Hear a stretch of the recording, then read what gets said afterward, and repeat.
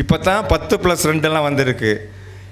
இவங்க எங்கள் பாட்டியோட என்னோடய அம்மாவோட அம்மா வீடு அம்மாயி வீட்டில் இருந்து பார்த்தோன்னா பக்கத்தில் கவர்மெண்ட் ஸ்கூல் பேரடு காலையில் ப்ரேயர் ஸ்கூல்லேருந்து எங்கள் அம்மாயி வீட்டிலேருந்து பார்த்தா அந்த ஸ்கூல் தெரியும்.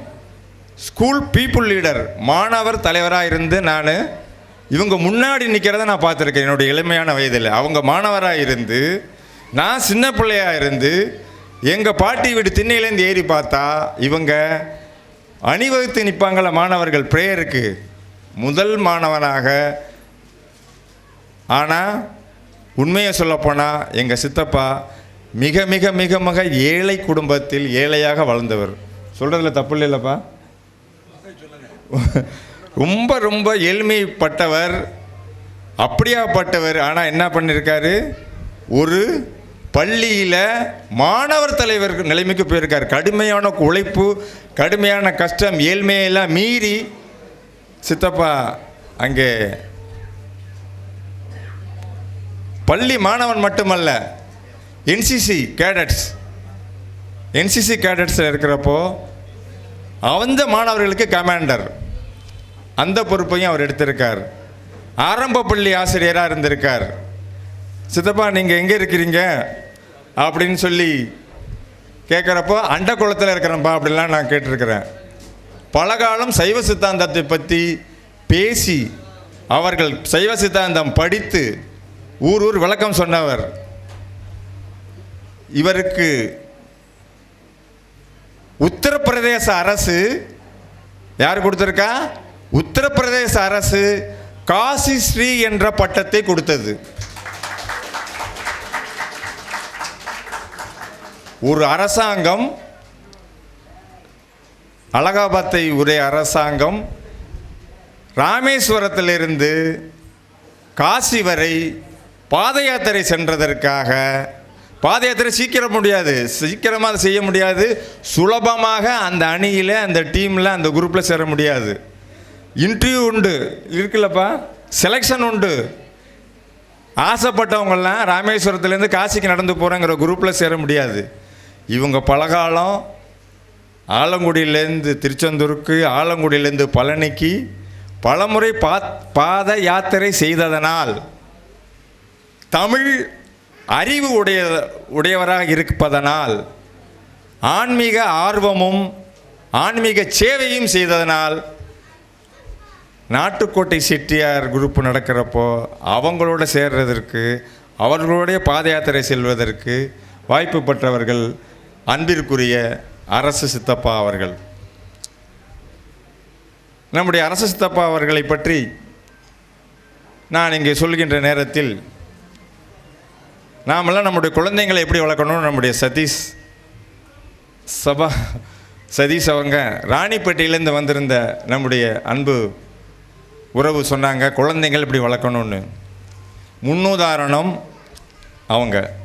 எப்படின்னா, பழனியில் தைப்பூசத்துக்கு என்னுடைய தம்பி இளமுருகன், அவன் துபாயில் இருந்தாலும் கல்ஃப் கண்ட்ரியில் இருந்தாலும் 2 வருஷத்துக்கு ஒரு முறையாவது இல்லை 4 வருஷத்துக்கு 3 முறையாவது அங்கேருந்து வந்துடுவான், பாத யாத்திரை வருவான்.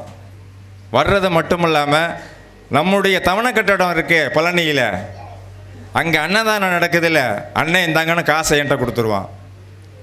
அன்னதானம் நம்முடைய சத்திரத்தில் பழனியில் நடக்குதுன்னா ஒவ்வொரு வருஷமும் என்னுடைய சித்தப்பாவின் மகன் இளமுருகன்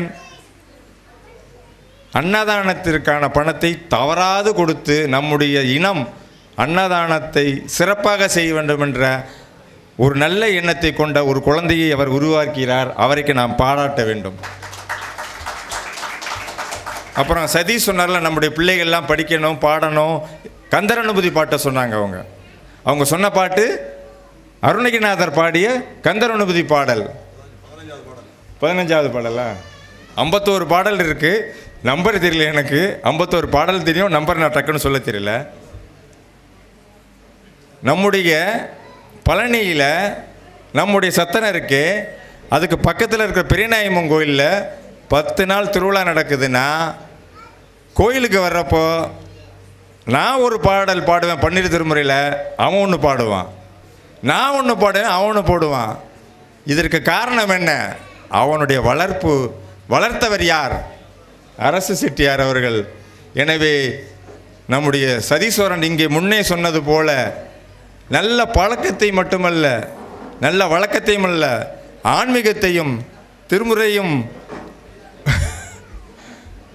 ஒன்றே தன்னுடைய குழந்தைகளுக்கு நடத்தி கொடுத்த அவருடைய ஒரு பெண்ணு, என்னுடைய தங்கச்சி பேர் என்ன தெரியுங்களா?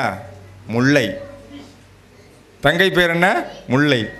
பேர் எப்படி வச்சுருக்காங்க பாருங்கள். அதில் ஆன்மீகம் மட்டுமல்ல, தமிழுக்கும் நான் வாய்ப்பு கொடுப்பேன், தமிழையும் நான் சொல்லுவேன், ஆன்மீகம் மட்டுமல்ல என்று நமக்கு இங்கே முன்னுதாரணமாக தமிழுக்கும் ஆன்மீகத்திற்கும் எடுத்துக்காட்டாக விளங்குகின்ற திரு சித்தப்பா அவர்களை நான் இங்கே வாழ்த்துகின்ற பொழுது இன்னும் ஒரு 2 செய்திகளை சொல்லி என்னுடைய வாழ்த்துறையை நிறைவு கொள்ளலாம் என்று நினைக்கின்றேன். இவரை பொறுத்தவரை MA BEd படித்தார் என்பதை இங்கே ஏற்கனவே சொல்லியிருக்கின்றார்கள். பிறந்த ஊர் கீரனூர், வாழ்கின்ற ஊர் ஆலங்குடி என்பதையும் நாம் இங்கே அறிவித்திருக்கின்றோம். இவர்களுடைய அம்மா பெயர் திருமதி பாலாமணி ஆச்சி.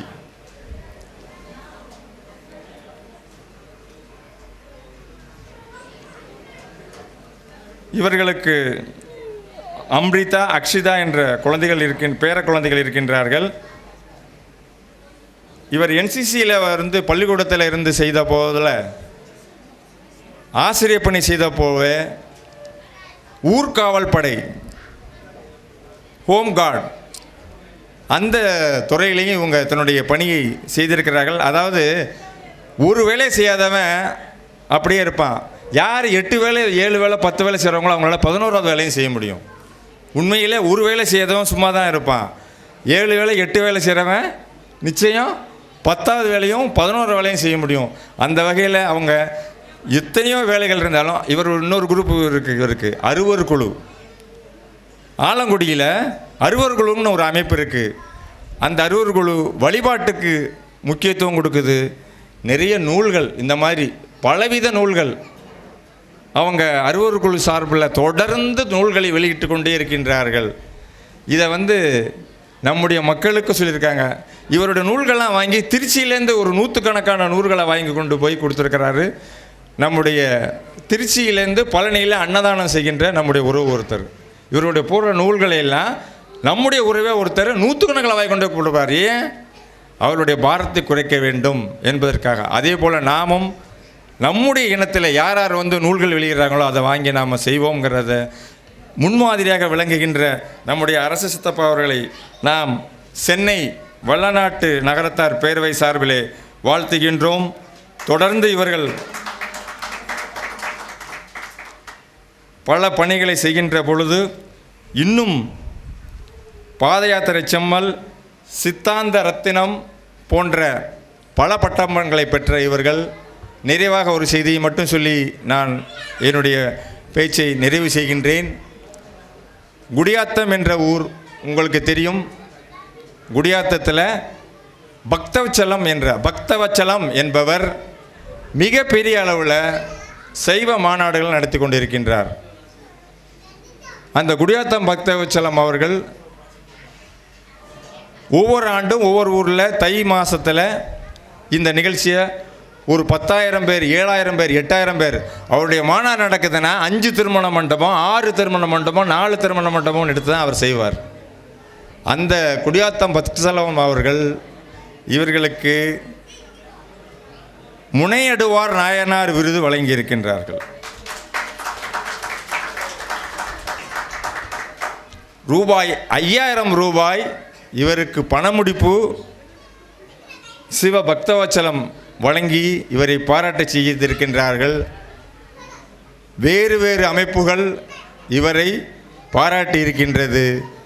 நம்முடைய இனம் இவரை பாராட்டவில்லை என்ற குறையை சென்னை சங்கம் நிறைவு செய்கின்றது.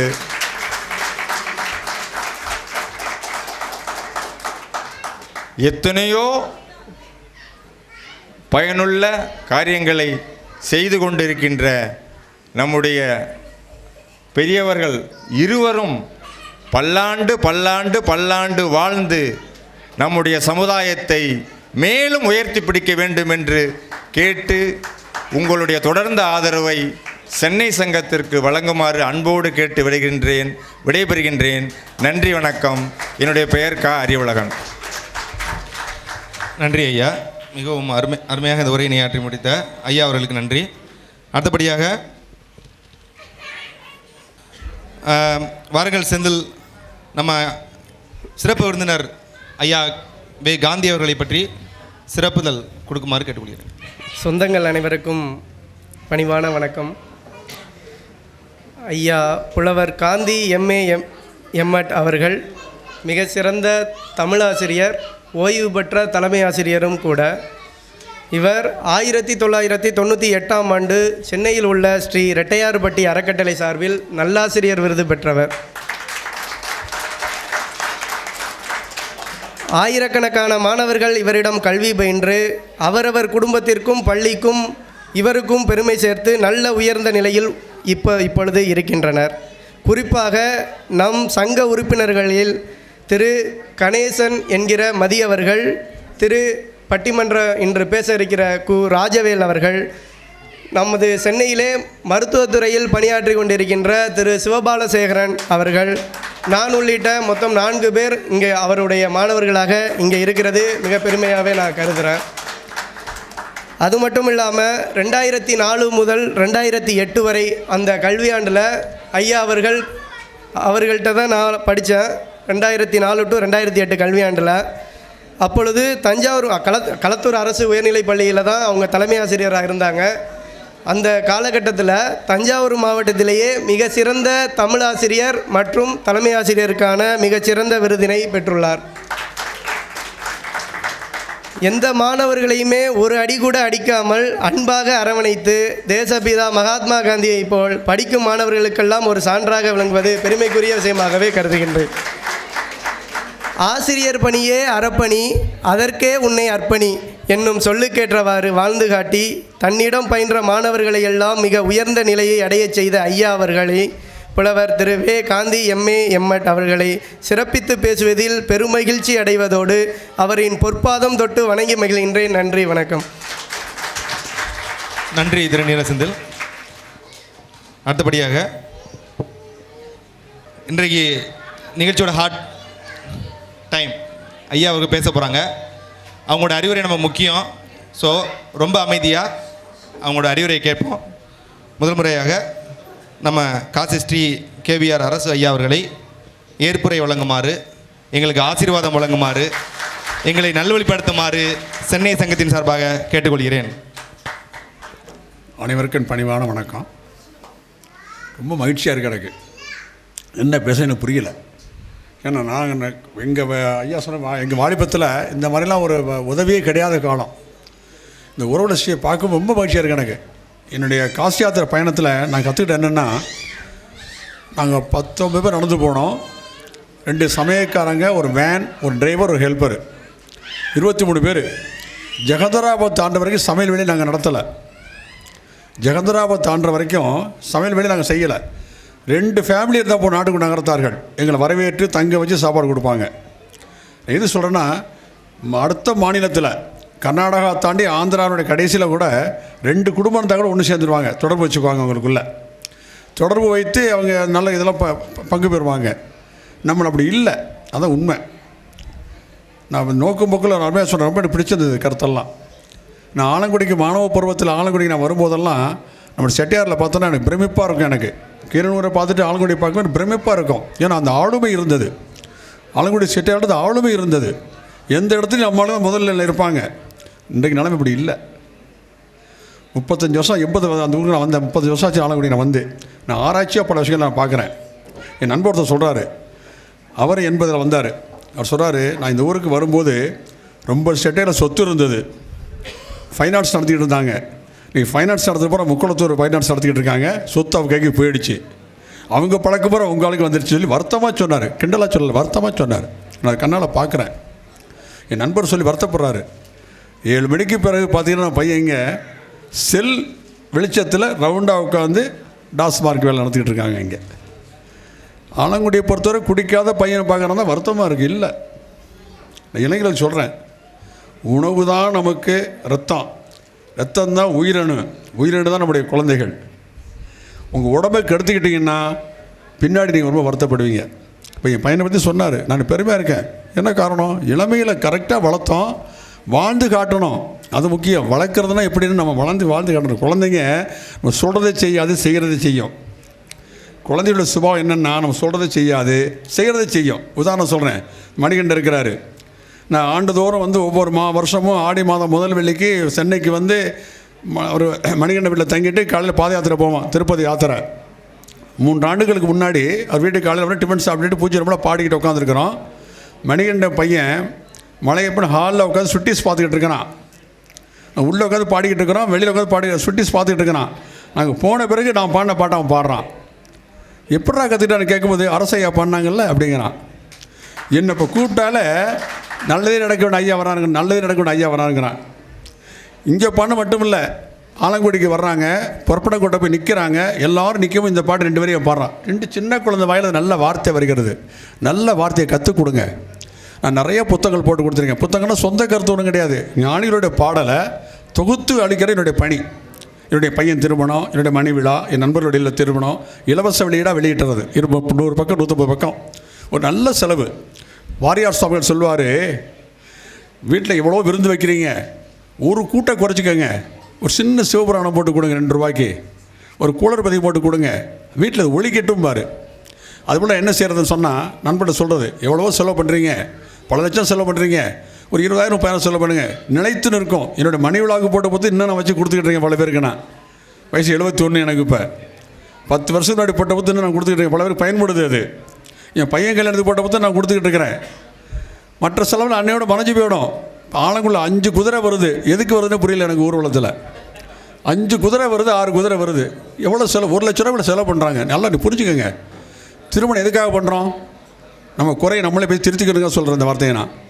திருமணம் என்பது அந்த ஆணும் பெண்ணும் இளமை வாழ்க்கையை வாழணும், நல்ல குழந்தைகளை பெறணும், வாழ்க்கையை நடத்தணும். அதுக்கு திட்டமிடுறதே இல்லை. நம்ம பிராமினில் கல்யாணம் பண்ணும்போது ட்ரெஸ்ஸுக்கு முக்கியத்துவம் கொடுப்பாங்க, உணவுக்கு முக்கியத்துவம் கொடுப்பாங்க, ஹனிமூன் போகிறதுக்கு பணம் எடுத்து வைப்பாங்க. ஹனிமூன் போகிறதுக்கு அந்த பெண்ணும் ஆணும் ஹனிமூன் போகிறதுக்கு பணம் எடுத்து வச்சு அனுப்பிச்சி வைப்பாங்க. நம்ம அதெல்லாம் செய்ய மாட்டோம். முஸ்லீம் என்ன பண்ணுவாங்க, தாய் வீட்டுக்கு கூட்டிகிட்டு வந்து 2 பேரும் தனியாக 1 வாரம் 10 நாள் தனியாக ரூமில் தங்க வச்சுருவாங்க, ஒருவருக்கு ஒரு புரிஞ்சுக்கிறதுக்காகவே. நம்மள அதெல்லாம் கிடையாது. ஆடம்பரமாக நிகழ்ச்சி நடத்தி முடிச்சுட்டு ஒரு மறுபடியும் அழைச்சிவிட்டே சண்டை ஆரம்பிச்சிடும். நம்ம அண்டா வாய்க்கல, பெரிய அண்டா வைக்கல, சின்ன அண்டா வைக்கல ஆரம்பிச்சிடும். நம்ம அதுவும் சுற்றி வர்றவங்க தூண்டி விட்டுருவாங்க. உங்கள் சந்தோஷம் இருக்கப்படாங்கிறதுக்காகவே. அப்புறம் எப்படி மகிழ்ச்சி வரும்? எப்படி பறிச்சு வரும் சொல்லுங்கள். நான் ரிசர்ச்சாக பேசுகிறேன், கொலிசுவருக்காக பேசலை. நான் ஆலங்குடியில் கண்ணால் பார்த்து, காதால் கேட்டு, கண்ணால் பார்த்து நிகழ்ச்சியை பேசுகிறேன். இதெல்லாம் மாறணும். நம்ம மாறணும். அந்த மகிழ்ச்சியை அனுபவிக்கணும். நான் பெற்ற மகிழ்ச்சியை பிள்ளை அடையணும். நான் பெற்ற மகிழ்ச்சியை குழந்தைகள் அடையணும் தான் அது உண்மையான வாழ்க்கை. நான் மட்டும் எப்போவுமே அடை பண்ணணும். நான் சொல்கிறேன், ஜெனரேஷன் இடைவெளி, தலைமுறை இடைவெளி இருக்குது. நம்மளும் பெரியவங்க ஒதுங்கிக்கணும். ஒரு ஏஜுக்கு பிறகு நம்மளும் ஒதுங்கணும். காலம் மாறிடுச்சு. நான் சைக்கிளில் போனேன், என் பையன் காரில் போயிட்டுருக்கான். என் பேரை பற்றி எப்படி இருப்பாங்களோ சொல்ல முடியாது. நான் கைத்துக்கட்டை போட்டு வாசல் இன்றைக்கி படுத்துருக்கிறேன். ஆனால் என் பேரை பற்றி ஏசி கேட்குறாங்க. நான் அதை குறை சொல்ல முடியாது. வாழ்க்கை முறை மாறிடுச்சு. இன்றைக்கி நான் உணர்ந்து நான் கொஞ்சம் ஒதுங்கிக்கணும். இருந்து என்னுடைய எண்ணெய் எவ்வளவு, என்னுடைய எல்லையோடு இருந்தேன்னா உறவு நீடிக்கும். எல்லை தாண்டி நுழைஞ்சேன்னா நான் அப்படி இருந்தேன் இப்படி இருந்தேன் சொல்லிக்கிட்டா சிக்கலாகிடும். இளமையில் வளர்க்கணும், சொல்லி வளர்க்கணும், வாழ்ந்து காமிக்கணும். நான் ஒரு சிகரெட்டு பிடிச்சேன்னா என் பையன் பேனா எடுத்து வாயில் வைப்பான். அதை இயற்கை. தகப்பன் சிகரெட்டு பிடிச்சான்னா பையன் பேனாவை எடுத்து இப்படி வாயில் வைப்பான். நம்மளை பார்த்து தான் பிள்ளை பழகும். சொல்கிறத செய்யாது, செய்கிறது செய்யும். அவங்களுக்கு முன்னாடி முதல் மாடல் அப்பா அம்மா தான். அப்போ தான் ஆசிரியர் மற்றவங்களும் மற்ற மாடல். முதல் மாடல் அப்பா அம்மா தான் முதல் மாடல் குழந்தைகளுக்கு. எங்கள் அப்பா செஞ்சாங்க, எங்கள் அம்மா தான் செய்வான். இது வாழ்க்கை நீங்கள் பார்க்கல. நீங்கள் நான் சொல்கிறதால ரிசர்ச்சாக சொல்கிறேன், ஆராய்ச்சியாக சொல்கிறேன். பல விஷயங்களை நான் ஆராய்ச்சியாக பார்த்துட்டு வரேன். அதை நிலை 35 வருஷம் ஆலங்குடியிலேருந்து ஒருத்தர் வாழ்க்கை ஏன் காரணம் நினைக்கிறேன், ஏன் இவங்களுக்கு இந்த வளர்ச்சி, ஏன் வீழ்ச்சின்னு. இப்போ நீங்கள் வெளியே வந்துட்டீங்க, ஒன்றும் பிரச்சனை இல்லை. ஆலங்குடிக்குள்ளே எல்லைக்குள்ளே இருந்தால் குறிப்பிட்ட வியாபாரம், குறிப்பிட்டதுக்குள்ளேயே போகாமை, குறிப்பிட்ட சண்டை நடந்துக்கிட்டு இருக்கோம். வெளியில் வெவ்வேறு துறை வந்துட்டீங்க. நல்லா சொன்ன, நிறைய பேர் ஏழை வாய்ப்பு வாய்ப்பு சொன்னேன். ரொம்ப மகிழ்ச்சியாக இருக்குது எனக்கு பார்க்குறதுக்கு. இந்த உறவுகளை பார்க்க ரொம்ப மகிழ்ச்சியாக இருக்குது. நகரத்தார் நான் கற்றுக்கிட்ட விஷயம் அது. நகரத்தார் வரவு செல்ல அவ்வளோ சிக்கனமாக இருப்பாங்க. திருமணம் ஆணும் தண்ணி கொடுத்தனோட வச்சுருவாங்க. திருமணம் ஆனவுடனே தண்ணி இவங்களே அனுப்பிச்சிடுவாங்க. பெரியவங்க அனுப்பிச்சிடுவாங்க. வரவு உன்னை சேர்ந்தது, நீ கற்றுக்கம்பாங்க. நான் என் மனைவிட்ட சொல்லுவேன், சின்ன பிள்ளை சொல்லுவேன், மனைவிட்ட சொல்லுவேன், பையன் தண்ணி கொடுத்துன போகிறானோ போலையோ, அவனை படிக்க வச்சுக்கிட்டு வேலைக்கு போயிடுவான், நம்ம இன்னும் தண்ணி கொடுத்துனோமே. என் மனைவிட்ட சொன்ன வார்த்தை தான், பையன் போகிறானோ அப்படின்னு நம்மளும் தண்ணி கொடுத்தானோ தான். நம்ம ஜென்ரேஷன் தனி, அவங்க ஜென்ரேஷன் தனியாக இருக்கட்டுமே. அது இயல்பாக அமைஞ்சிருச்சு. படிக்க வச்சு அனுப்பிச்சோம். நான் படித்து வரும்போதெல்லாம் மரியாதை கிடையாதுங்க. அவர் யாருமே காதிக்கு தெரிஞ்சிருக்கோம். நான் வாத்தியாரி படிக்கும் போதெல்லாம் படிக்கிறியா அப்படி கிண்டல் பண்ணாங்க. என்னோடய அனுபவத்தை சொல்கிறேன். புதுக்கோட்டை சண்முகமுள்ள கடைக்கு போகிறோம், நானும் மாமனாரும். என் மாப்பிள்ளைங்கிறாரு, என்ன பண்ணிக்கிட்டு இருந்தாரு கேட்டார். வாத்தியார்னார். வாத்தியாரா அப்படின்னாரு. ரொம்ப மட்டமாக கேட்டார். வாத்தியாரா ஏன்னா அவர் தரல, அவருடைய தானே அப்படி. நான் உத்தியோகம் என்ன வாத்தியார் உத்தியோகம் பார்த்தா சாப்பிடுவாங்க, துணி எடுப்பாங்க, 2 தான் வாழ்க்கைன்னு. ஆனால் திட்டமிட்டு வாழ்ந்தால் வெற்றி பெற முடியுங்கிறதுக்கு நான் உதாரணங்க. நான் வந்து அனுபவத்தை சொல்கிறேன். நான் குறைந்த வருமானத்தில் வாழ்க்கையை தொடங்கினேன். சொந்த வீடு இருக்குது, எல்லாமே எல்லா வெற்றி அடைஞ்சிருக்கேன். இறைவனை இறுக்கி பிடிச்சேன். அதான் சொல்ல வரேன் உங்களுக்கு மீதியாக. நான் இறைவனை இறுக்கி பிடிச்சேன், நான் விடலை. 80 பாத யாத்திரை ஆரம்பித்தேன். 35 ஆண்டாக பாத யாத்திரை போயிட்டுருக்கேன். அன்றைக்கி நான் 6 படை வீட்டுக்கு பாத யாத்திரை போனேன், ராமேஸ்வரம் பாத யாத்திரை போனேன், பக்கத்து நிறைய கோயிலுக்கு பாத யாத்திரை. அதான் எனக்கு பொழுதுபோக்கே பாத யாத்திரை தான் எங்களுக்கு. அப்படி நாங்கள் நண்பர்கள் அமைச்சிக்கிட்டு போயிட்டு இருந்தோம். காசி 2011 5 ஆண்டுகளுக்கு முன்னாடி காசி பாத யாத்திரை போயிட்டு வந்தேன். 4 மாதம் 3000 கிலோமீட்டர் நடந்து போயிட்டு வந்தேன். பெரிய வாழ்க்கை நமக்கு கிடைச்ச மிகப்பெரிய வெற்றி. நமக்கு அது வெற்றின்னு சொல்கிறத விட இறை அருள். இந்த பிறையில் கிடைச்ச இறை அருள். 7 கோடி பேரில் இன்னொரு 500 பேர் நடந்து போயிருப்பாங்க. இது வரைக்கும் எவ்வளோ போயிருப்பாங்க. அவர் தம்பி சொன்ன மாதிரி இன்ட்ரு வச்சு எடுத்தாங்க, சும்மா எடுக்க மாட்டாங்க. நீங்கள் எத்தனை கோயில் நடந்து போயிருக்கிறீங்க, உங்கள் குடும்ப சூழ்நிலை என்ன, 4 மாதம் வர முடியுமா, இடையில் பஸ் ஏறக்கூடாது, வேனில் கூட ஏறக்கூடாதுமாங்க. நடந்து போகும்போது வேனில் பேக் எடுத்த கூட ஒரு ஆள் எடுத்து கொடுப்பாங்க, நம்மளை ஏற விட மாட்டாங்க, ஏறக்கூடாதுமாங்க. அவ்வளோ கட்டுப்பாடு, நிறைய கற்றுக்கிற விஷயங்கள், பெரிய வாழ்க்கை கிடைச்சது. சுருக்கமாக சொல்கிறேன். இப்போ எல்லோருக்கும் 2 புத்தகம் கொண்டு வந்திருக்கேன். இந்த புத்தகம் எல்லா ஆண்கள் எல்லோரும், இது பெரியவங்க எல்லோரும் தரப்படும். இதில் இருக்கிறவர் அரங்கதேச சுவாமின்னு பேர். திருச்சி துறையூரில் இருக்கிறார். அவர் வயசு 80 தாண்டிடுச்சு. மிகப்பெரிய ஞானி. எளிமையான வழிபாடு. அவர் வழிபாடு ஒரு மஞ்சள் வெஸ்ட் கட்டியிருப்பார், மஞ்சள் துண்டு போத்திருப்பார், அவ்வளோதான்.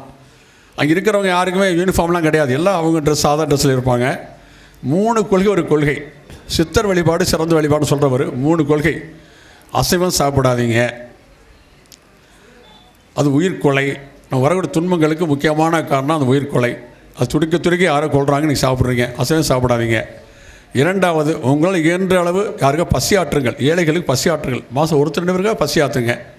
3வது, ஒரு நல்ல நெய்யை தீபம் ஏற்றி 131 சித்தர் போட்டிருக்கு, இதை படியுங்கள். எளிய வழிபாடு, செலவே இல்லை. மனம் உண்டு வழிபாடு செய்யுங்க, எல்லாவற்றையும் கிடைக்கும். பாரு, வாழ்ந்து காட்டிக்கிட்டு இருக்காரு.